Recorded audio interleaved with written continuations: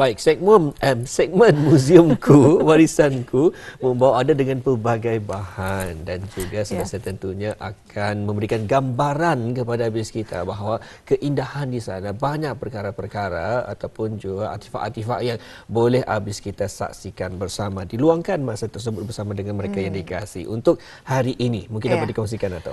Hari ini yang ingin kita kongsikan ada apa? Kalau ada apa? Ataupun apa ada terbalik. Samalah ya. Samalah lebih kurang. Apa ada di Muzium Teknologi Melayu. Jadi tanya akan bersama narasumber kita yang akan sentiasa yang akan menerangkan apakah antara pengisian yang kita bawakan dalam segmen Muzium Kewarisanku pada hari ini bersama Puan Mariani binti Haji Abu Bakar, iaitu Pegawai Perhubungan Awam Mesra pun bersama kita. Assalamualaikum Puan. Waalaikumsalam warahmatullahi Sihat, wabarakatuh. Alhamdulillah. Alhamdulillah. Awal pagi sudah kami ceria hari ini. Sebab apa? Kami akan mengetahui apa ada di Muzium Teknologi Melayu. Mungkin kalau Tani meminta penjelasan kepada Puan sejarah pembinaan Muzium Teknologi Melayu. Apa katanya ada pula di lobi majlis peresmian. Mungkin boleh digambarkan macam mana ni? Alhamdulillah. Terlebih dahulu ucapkan terima kasihlah kepada Merampai Pagi kerana cuba mengetengahkan muzium-muzium yang ada di negara Brunei Darussalam. Ya. Kami memilih tajuk apa ada di Muzium Teknologi Melayu. Sebenarnya orang selalu kurang faham ataupun confused ni orang Muzium Teknologi Melayu, tapi sudah kami lihat kan ada pun teknologi. Sekali sebenarnya kalau akan bercerita lebih awal daripada awal sebenarnya Muzium Teknologi Melayu itu sejarahnya ianya telah berundur dari tahun 1984 setelah kita ni mencapai kemerdekaan. Dari sana grup Royal Dutch ataupun Shell, sebab kita ni negara Brunei Darussalam memang salah sebuah negara yang memang minyak dan gas sesuatu yang membuat contribute the biggest yang paling besar lah kepada ekonomi. Diorang ada menghadiahkan kita ni dengan sebuah bangunan iaitu Muzium Teknologi Melayu. Dan bangunan itu telah diserahkan, ada satu majlis penyerahan dan merujuk kepada buku programa ni sesuai lah di bulan Rabiul Awal pada 29 Rabiul Awal 1407 Hijrah bersamaan dengan 2 Disember 1986. Sekali ada antara intipati kenapa Royal Dutch ataupun Shell Shell ni menghadiahkan kita ni, diorangnya adalah sesuai dengan sebuah muzium itu yang menunjukkan teknologi warisan. Itu yang keywordnya tu perkataan asasnya muzium teknologi warisan. Dari sana kenapa kita ni bisa mengetahui sejarah asal bangunan itu. Baik, mungkin dapat dijelaskan Puan, apa ada di Muzium Teknologi Melayu ini daripada gambaran yang kita bawakan ni? Yang ini antara salah satu daripada pameran yang disediakan di Ruang Legar masa ini. Yang ini ialah permainan tradisi sesuai juga dengan teknologi warisan kita ni. Ia menunjukkan kepada orang ramai, khususnya kanak-kanak generasi masa ini, sebelum ada iPad, sebelum ada game online, sebelum ada komputer, apa yang orang main, apa yang orang awam main. Plak yang ditunjukkan itu salah satu daripada yang ini ada dua plak sebenarnya kalau orang melihat. Satu ialah Majlis Penyerahan Muzium Teknologi Melayu dan yang kedua ni ialah Majlis Pembukaan Rasmi Muzium Teknologi Melayu pada 29 Februari 1988 yang telah disempurnakan oleh Kebawah Duli Yang Maha Mulia Paduka Seri Baginda Sultan Haji Hassan Al-Bolkiah Mu'izzuddin Wad Daulah, Sultan dan Yang di-Pertuan Negara Brunei Darussalam. Jadi kalau kita melihat apakah antara signifikan Muzium Teknologi Melayu sebagai sebuah muzium? Kalau dari segi peribadi, memang Muzium Teknologi Melayu ini memainkan peranan penting sebab ia menunjukkan kita ni punya air mulanya, dari air mulanya. Asal-usulnya. Warisan tradisi. Artinya kalau dulu-dulu itu ia merupakan sebuah teknologi. Tapi walaupun masa ni kita ni melihat ia sebagai teknologi tradisi kan, ataupun orang teknologi primitif. Tapi masa itu keadaan masa zaman-zaman itu sudah teknologi itu. Artinya ada cara-cara yang difikirkan. Kiranya ada fizik, ilmu fizik, ada ilmu kimia. Sebab dari segi kalau orang memburis perahu contohnya ada ia punya law. Betul. Ia punya garis pandu supaya laju perahu itu laju menyusur. Kemudian kalau kimia barangkali bagaimana orang dulu itu dengan kraftangan pertukangan tangan macam tembaga, perak. Macam mana apa yang diorang campur supaya membuatkan ia seperti yang apa yang kita nampak hasilnya daripada ni. Betul. Baik, itulah ya antara signifikan Muzium Teknologi Melayu tersebut. Ianya akan ia mempamerkan sebetulnya ataupun memperkenalkan kepada para pelancong bahawa inilah perubahan-perubahan teknologi dari zaman dulu dan juga zaman sekarang. Di zaman sekarang kita ni lihat ia satu teknologi primitif, tapi betul. Di zaman dahulu ia satu teknologi yang mantap. Seperti kita ni telefon bimbit dulu. Sebagang tu memang mantap sudah tu. Tapi sekarang ni primitif juga. Cuma tak mungkin begitulah gambaran kepada penonton kita ni. Itu contoh. Contoh. Tapi contoh yang dapat kita ni tangkap kan? Ya, betul lah. Baik. Untuk itu je Puan, mungkin adakah ada galeri-galeri yang terdapat di Muzium Teknologi Melayu ini mempunyai keunikan sejarahnya yang tersendiri? Okay. Sebenarnya dalam pembinaan Muzium Teknologi Melayu itu dan selajur dengan perisiannya semua unik sebenarnya. Sebab ia mengenai dengan teknologi tradisi yang melibatkan puak yang ada di negara Brunei Darussalam. Artinya bagaimana orang Brunei, Melayu Brunei membangun rumah di Kampung Airah. Nanti imagine bah. Betul. Kalau ada mesin ke apa, macam mana orang tagap padu bah berdiri. Kemudian rumah-rumah yang didesain, reka bentuk rumah juga macam puak murut, rumah panjang ya kan. Ada asbabnya dari segi keperluan budaya, budaya lah keperluan itu. Kiranya teamwork, kerjasama, suatu rumah panjang. Dan juga ada terbaca lah kalau rumah panjang itu sebagian lah kira benteng pertahanan. Kemudian sebenarnya semua rumah-rumah yang ada dipamerkan di Muzium Teknologi Melayu dibuat sendiri hasil tangan puak-puak berkenaan. Orang yang terlibat. So artinya apa yang kita ni lihat masa ni dah nampak ni. Rumah yang kena buat tanpa ada paku. Ya, betul. Struktur yang berikat saja. Kerana pakai rutan, ada rutannya tu diorang ikat. Tapi tagap masih Kemudian orang membuat tembaga contohnya yang terpapar. Macam mana orang terfikir itu boleh menghasilkan tembaga. Betul. Lepas tu tembaga tu dibuatkan untuk memasak. Macam mana jadi alat muzik. Lepas tu kena jadikan sebagai pertahanan bedil. So macam-macam. Kalau orang buat celapa orang tu pakainya makan sireh. Kemudian bagaimana lagi sebenarnya signifikan kalau ini melihat melawat dengan hati, dengan mata dengan mata hati.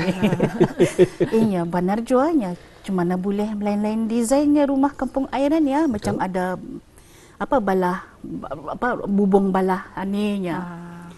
Macam-macam namanya lah. Kemudian lepas tu dia punya lantai biasa saja, rutan. Buluh. Tapi tahan masih. Kenapa? Macam mana boleh ia bertahan itu?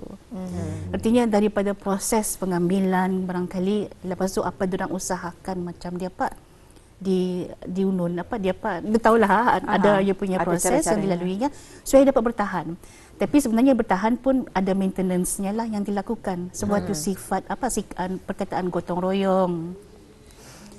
Dulu-dulu itu memang satu yang lumrah kan.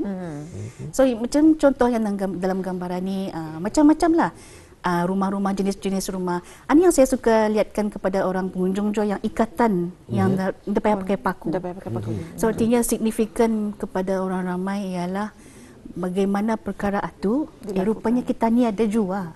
Bukannya kita ni itu terlampau primitif sampai tidak ada atau teknologi yang tadi usahakan. Sepertinya orang kita dulu-dulu pun memang seorang yang pandai. Kira kalau masa zaman itu genius.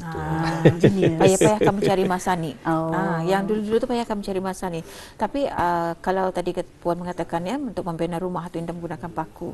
Yang selalu dipraktikkan kalau mereka mengikuti pasukan pengakap. Mereka akan diajar untuk mengikat. Berkenaan. Dan juga satu lagi yang saya tertarik ada tembaga. Daripada tembaga kita ni boleh jadikan dia kitil untuk membuat minuman, tempat minum. Dan yang paling uniknya, apa sebenarnya bahan yang mereka gunakan untuk menghalusi, membuat belanga berkenaan, gelas dan sebagainya. Itu yang menarik perhatian tadi. Atukah sebenarnya yang Puan ingin kongsikan teknologi Melayu ada? Betul. Sebenarnya ya, cara pembikinan periuk bapa tu ada yang punya proses yang saya ingat. Ada hampas gitu, campurannya Pak. Nanti kalau orang menuang tembaga apa, walaupun ada asas metal ataupun logam, tapi ada lagi tambahannya. So itu ada di pusat latihan kesenian dan pertukaran tangan Brunei masih ada pelatih-pelatih yang belajarkan untuk menghasilkan. So seni-seni, kira seni juga lah ya, seni ini. Yang kita ni ingin ketengahkan. Artinya kalau orang melawat Museum Teknologi Melayu itu melihatlah macam kalau masa ni kita ni senang lihat ada mesin di YouTube saja, ni mesinnya ada yang cepat, semua akan cepat kan. Tapi sebenarnya kalau bis kita lihat kan, masa ni bakul dapat dilihat macam-macam. Tapi ada tu di salah satu galeri ada bakul yang dibuat daripada alam. Alam semula suku daripada pohon peranalah, daun. Artinya itu tah bakul yang dulu sebelum ada plastik. Jadi menggunakan kulit-kulit pokok ya. Yang digunakan dulu ya. Ya, yang digunakan dulu nyiru. Masa ni ada jual plastik. Jarang tadi melihat sudah nyiru yang diperbuat daripada bahan asas dulu daun. Tapi kalau ada masa ni jualannya harganya pun mantap. Mungkin berharga. Memang berharga. Tapi tahan lama. Betul. Jadi mungkin suatu hari nanti pengenalan daripada tradisi ini, belia-belia kita ni boleh sahaja menggantikan beg plastik tersebut ya. Kerana usaha kita ni pada ketika ini untuk mengekalkan alam semula jadi itu akan terus berpanjangan. Kita ni kurangkan penggunaan plastik. Jadi mungkin ini antara salah satu caranya. Mungkin. Betul. Baik, Puan, pernah jadi dengar ni, sebagai rakyat Brunei sekurang-kurangnya sekali tanya dalam seumur hidup kita ni kunjungi Museum Teknologi Melayu. Jadi mungkin dapat dikongsikan pendapat Puan sendiri, betul ataupun tidak? Paling minimal lah sekali seumur hidup. Sekali, ya. Mengapa? Sebab itu dah yang menyambungkan kita ni punya ada connection dengan yang lama. Betul. Artinya kita ni ingatkan nenek moyang tani bagaimana kehidupan diorang masa dulu itu. Kalau kita ni lihat masa ni susah rupanya. Masa ni aing diambil daripada pakai timba dari telaga. Masa ni pusing saja ada air keluar. Kemudian apa lagi, kalau dulu-dulu mulia emas dikadai. Masa ni dikadai. Kalau dulu-dulu mungkin menempah. Ada orang yang pemandai, yang pandai bertukang. Kemudian macam periuk katua, periuk bapa. Inilah contoh saja yang dipaparkan di TV masa ni. Segala kita ni mendapatkan beras, macam mana membuat ambulong, macam mana lepas satu gula anau, macam mana kita ni ekstrak, mengeluarkan yang banyaknya macam menggunakan ada teknologi sedikit tapi banyaknya manusia yang menggerakkan. Kiranya perkataan kira manual lah. Tapi masa itu rahmat sudah, sebab ada kemudahan sudah. Macam kalau membajak tanah, selain daripada kerabau, yang membongkar itu ada kena panggil sisir. Tapi kerabau yang menarik. Tapi manusia lepas satu yang menyimpan. Kemudian yang unik lagi ada yang kena lihatkan tadi susunan guling tangan. Macam mana boleh dia berbunyi lain-lain? Betul. Kan kalau normal ada bunyinya kan? Betul. Artinya bukankah itu satu teknologi yang hidden, yang bertapuk bagi saya lah. Betul. Dan ingin mengetahui dari mana sejarahnya yang boleh orang ini terfikir bahawa lain saiznya dan juga lain tembaganya sendiri ianya akan menghasilkan bunyi yang berbeza. Atau ada yang mungkin saya ingin mengetahui je sebenarnya. Begitu je seperti yang jawapannya ke museum teknologi. Yang seperti disentuh oleh Puan tadi, ambulung ambuit itu sendiri juga. Kalau ketani membuat yang di pemandaian ini akan menjadi-jadi. Betul. Jadi dari mana hasilnya ataupun datangnya pemikiran orang untuk mengetahui ada sekian-sekian panasnya dan juga bagaimana ketani merumpah dan sebagainya. Itulah mungkin juga dari segi teknologi sendirilah ya. Ya, satu perkara penting, trial and error. Betul. Cuba salah, cuba lagi Betul. salah. Tapi mungkin sama jua yang kita teringatkan jua macam ada keperluan itu kan? Aku mengalih ni barangkalilah. Betul. Mengalih ni tanah luasnya semua tu kan dia Betul. tanahnya tu dibongkar. Cuma lagi caranya. Jadi ada jalan. Ada cara. Sepertinya dalam satu komuniti atau dalam satu puak itu ada beberapa orang pemandai. Artinya diorang berfikir macam ada ilham kalau Taala bagi, lepas tu benar juga kerabau ada. Mungkin ada lagi cara yang dapat tani usahakannya supaya senang kita bergerak. Saat masa ni kalau orang yang menghasilkan beras, alhamdulillah naik sedangkan dapat jentera. Tapi kalau dulu-dulu macam mana? Artinya yang itu pun macam bagi diri saya sendiri menimbulkan rasa kinsafan lah. Betul. Dah dikupas rahmat tu Betul. macam kita ni dilahirkan zamanan ni. Betul. Alhamdulillah. Jadi di sana Muammar sebenarnya ketani melihat kemajuan ketika ini bermula daripada bersusahnya kalau tadi kan berjarih dulu. Betul. Baru berlurih tu. Kita ni yang menikmatinya. Betul. Baik, nampaknya seronok juga kalau kita ni berkongsi sama dengan muziumku, warisanku ini. Tanpa kita ni sedari, kita hanya mempunyai dalam masa lebih kurang 3 minit saja ni Puan. Alhamdulillah. Jadi mungkin di kesempatan ini kami serahkan bersama dengan Puan antara pengisian yang menarik untuk dikongsikan bersama dengan penonton kita. Sebenarnya ingin dikongsikan yang Muzium Teknologi Melayu itu sebenarnya mempamerkan teknologi tradisi yang ada pernah suatu waktu dahulu ada di negara Brunei Darussalam dan dihasilkan ataupun dibuat oleh puak jati kita ni orang Brunei. Selain daripada itu ingin saya mengungsikan kepada orang ramai bahawa Jabatan Muzium masa ini ada pameran sementara di lobi ataupun ruang legar Muzium Teknologi Melayu iaitu berkaitan dengan permainan tradisi. Kemudian di Muzium Daerah Belait ada satu pameran sementara juga iaitu pameran semarak kebangsaan. Itu khusus untuk orang daerah Belait untuk berkunjung, sebab kalau negara ada kesempatan untuk berkunjung ke Muzium Teknologi Melayu lepas melihat pameran itu, dibawa bergerak ke daerah Belait.